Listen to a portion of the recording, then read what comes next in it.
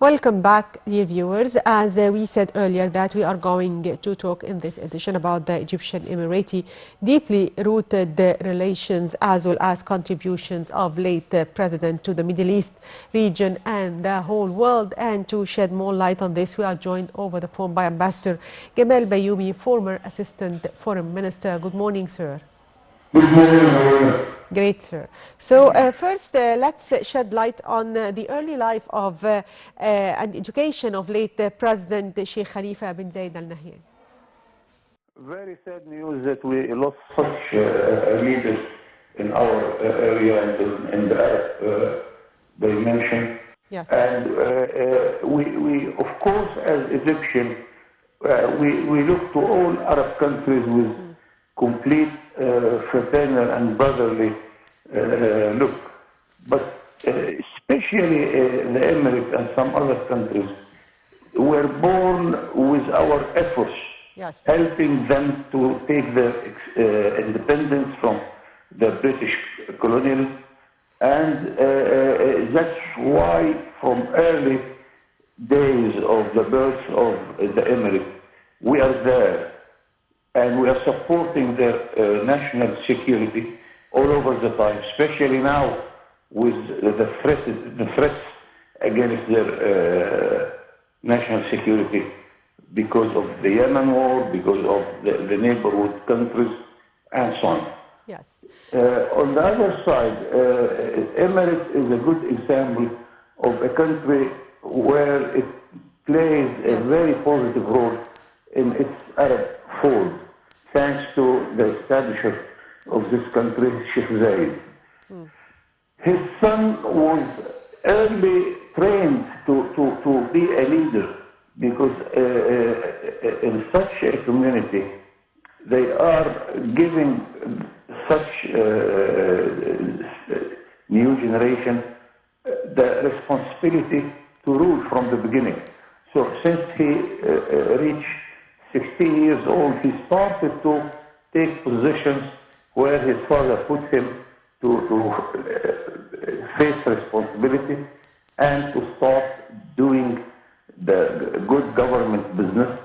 And since then we are following him until he followed his father, Sheikh Zayed, being the ruler of the whole United Arab Emirates. yes, We remember his position, of course, after our June revolution in two dimensions. First, diplomatically,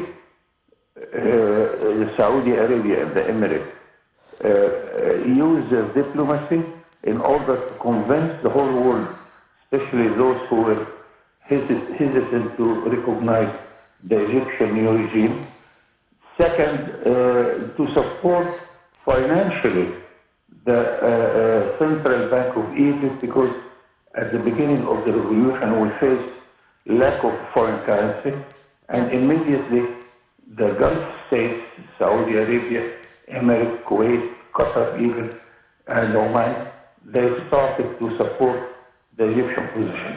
Even lately, last week, we have seen that Emirates comes again and support our financial liquidity. And of course, we expect not less than that, because we are members in many activities in our region and in many other activities. We are members in the Arab League, we are members in the Islamic Conference States, we are members in the United Nations. Our security is the same, facing what is happening in Yemen, what's happening in Somalia, what the threat coming in the Gulf, problems in Sudan or in Libya or in Syria, Lebanon. You can see easily that the Emirates is participating with us with the responsibility to face all these problems. yes, Mr. Ambassador. Could you please shed light on his role in the renaissance of the United Arab Emirates, and how did his modernization policies help transform the country into a regional powerhouse? It seems, I'm quite sure that it's thanks to the establisher of the country, Sheikh Zayed, who puts it in this way, that a country with open policy, with open arms to all partners, very active diplomacy. By the way, I have witnessed their embassies in many countries where I served. I realize that they use our experience also at the beginning for establishing their diplomatic career.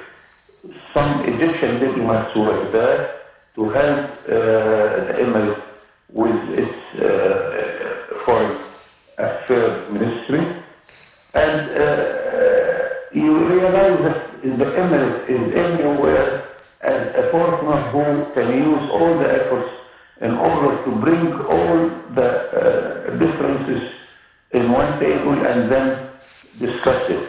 Yes. Sir, also, how do you see his role in the field of charity? How did his charitable works reach nearly 90 countries around the world?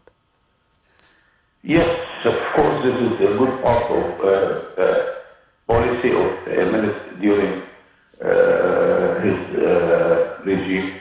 And they take it from a religious point of view also, that it is their duty to do this for all their partners and to make sure that they are giving a good share of their wealth to those who are in need, whether in the Islamic countries, the Arab countries, and the developing countries who need help. I see this everywhere, and it is quite a good and continuous policy of the United Arab Emirates.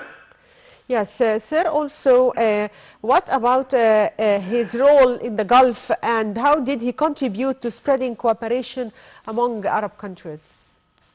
The Gulf Cooperation Organization is a good symbol that they went along to strengthen the bilateral and internal relations much more than we reached within the Arab League of Arab States, the League of the Arab States. They have now a custom union. Of course, the Arab States stopped at the free trade area level. In the Gulf, they went up till one custom union. So if you pay your tax anywhere in the Gulf, then it's paid everywhere. Yes, yes. They are on the point to establish united currency, because all the Gulf currencies are free.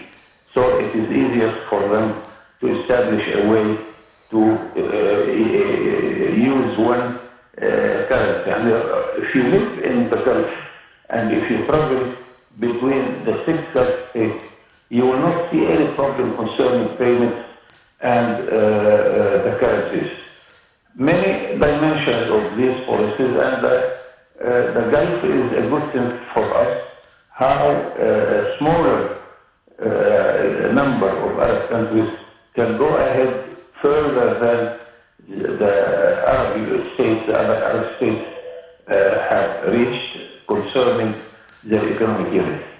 Yes, sir, can you tell us more about the support of President Sheikh Khalifa bin Zayed Al Nahyan to Egypt, notably after the 30th of June revolution? Yes,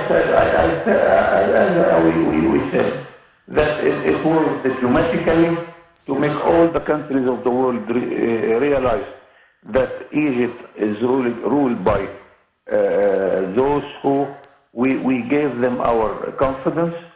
On the other side, the financial dimension, where they supported our Central Bank of Egypt by remittances, much more than anybody can imagine, and they continued this even last week, because we lost a little bit of our reserves.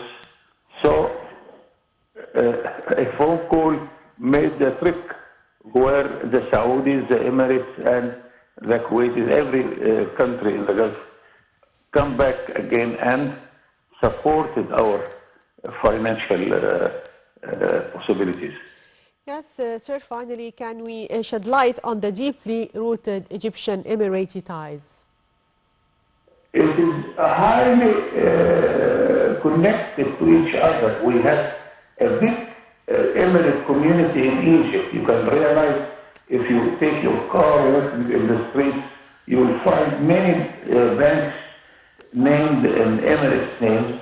You will find that Emirates is the largest investor in the sector of building in Egypt. You will find that we have hundreds of thousands of Egyptians living in Emirates, and they are treated highly well. I personally, I remember with all respect, whenever I am in Dubai airport or in Abu Dhabi airport, when the officer opened my passport, discovered that I am an Egyptian diplomat, then a good smile on his face and a good language talking to us. This is quite clear, and you can imagine also that because of those hundreds of thousands from both countries dealing with each other, that we have a lot of marriage also. So we are not only neighbors or brothers, but we are the same family in many cases. Yes, we can also shed light on the Emirati investments here in Egypt, as we have many big giant Emirati companies investing in Egypt, and still we are attracting more in the coming period. How do you evaluate this? In general, the Emirate is one of the largest investors Yes. in Egypt. This is very good, but Yes. not good enough, by the way, because we are ambitious to double this. We can do this if we also do our homework and do our duty, because we always complain that the Gulf states are investing more than $2,000 billion abroad, while less than $100 billion within the Arab world.